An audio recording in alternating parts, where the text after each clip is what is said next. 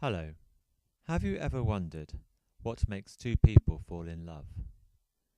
Well, my name is Robert J. Bolt, and I'm a psychiatrist and author of Opposites, How They Really Do Attract, which solves one of life's greatest mysteries, the mystery of romantic love, namely, what causes two particular people to fall in love one with the other.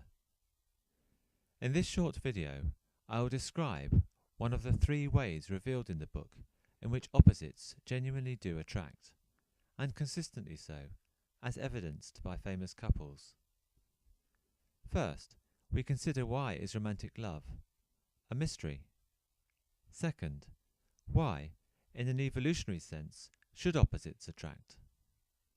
Thirdly, I will describe the attraction of opposites based on talkativeness, or more precisely, our aptitude for making small talk. Finally, I will outline the biographical evidence for the attraction of opposites. I hope you don't need much convincing that love is a mystery, as highlighted by these two quotes, one from classical literature, the other more contemporary. In George Eliot's first novel, Adam Bede, published in 1859, she wrote, "It's a deep mystery, the way the heart of man turns to one woman out of all the rest he's seen in the world."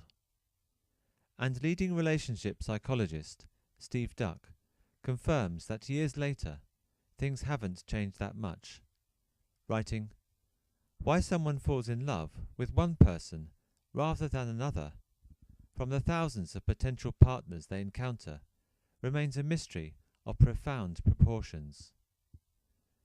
So the truth is that science has thus far proved powerless to predict with any degree of certainty whether or not any two particular people will fall in love. However, falling in love is not a random occurrence.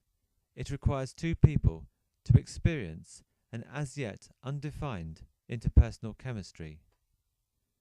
The truth is that falling in love depends in different respects on both similarity and complementation, or the attraction of opposites. It's important for couples to share a sense of humour and communicate on the same wavelength, which is where similarity plays its part. But that on its own is not enough. A couple's personality also needs to dovetail in certain specific ways, which is where the attraction of opposites comes into play. Attraction of opposites. Former first couple George W. Bush and Laura Bush illustrate how opposites attract, in that George is a talker and Laura Bush a listener. In George's words, reflecting on their meeting, "It's interesting that I found her to be a very thoughtful, smart, interested person, one of the great listeners, and since I'm one of the big talkers, it was a great fit." The problem with existing concepts of personality, like extroversion, is that they simply aren't great at predicting who will fall in love with whom. By contrast, the ways in which opposites really do attract are based on personality traits more specific to the social interaction that draws intimate couples together and makes them feel comfortable in each other's company. A really important question is, why from an evolutionary perspective should opposites attract at all? Well, the emotion of romantic love evolved to pair up couples best suited in primitive times to collaborating together in raising a family. In other words, couples who get on and work together effectively as a team. And as we know from research on teams, the most effective teams contain a mix of personalities which complement one another. The same applies to couples. Romantic love directs people to fall in love with someone who complements their personality, described more commonly as the attraction of opposites.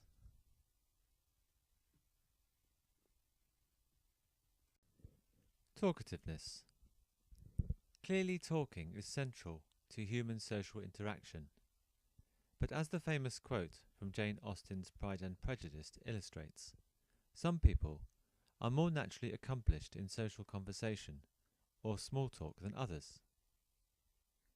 The question is, what happens when two people with varying degrees of social conversational ability get together? It's easy to appreciate that when two people who are less comfortable with making small talk get together, their conversation becomes stilted, because combined they struggle to keep the conversation flowing smoothly. If you consider yourself a quiet person, then you will find that you have to make an effort to get on with other quiet people, which is manageable in the short term, but feels awkward after a while. And therefore this presents a barrier to two conversationally quiet people falling in love. By contrast, when two talkative people get together, their conversation flows, and there is no shortage of conversation. On the face of it, you could easily be forgiven for thinking that this would promote romantic love between them. However, somewhat paradoxically, the contrary is true. The reason being that from an evolutionary perspective, if in primitive times two talkative people got together, they would spend too much time chatting and too little time focused on survival tasks like hunting and foraging. Romantic love evolved to promote couples who neither talk too much nor too little, thus ensuring they communicate well, but at the same time not to the detriment of task-related activities.